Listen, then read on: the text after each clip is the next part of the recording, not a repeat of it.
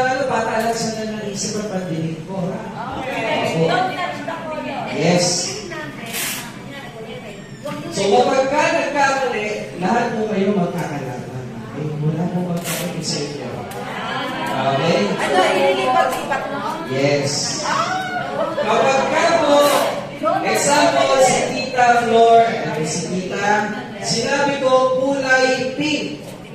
Dahil si Tita Flor kulay pink, si Tita yung blue. Sino ang panalo? Blue. 50 pesos. O diba? Tumaas. Ako yung ano. Tumaas.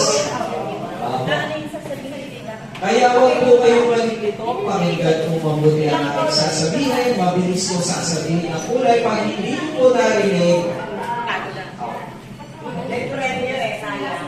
So, 10 ang mananalo po na 50,000 pesos.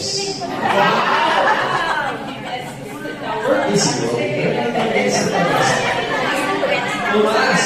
Malay nyo, sa susunod, 100 na, ang gabagin 500, kaya maglalaro po tayo ngayon.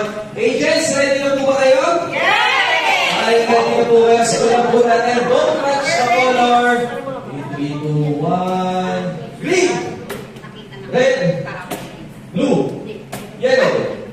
Oh! At si Tita, 50 pesos. Congratulations. May 50 pesos na agad. Diyan mo na kayo, Tita. Next. Don't touch the color. Green. Red.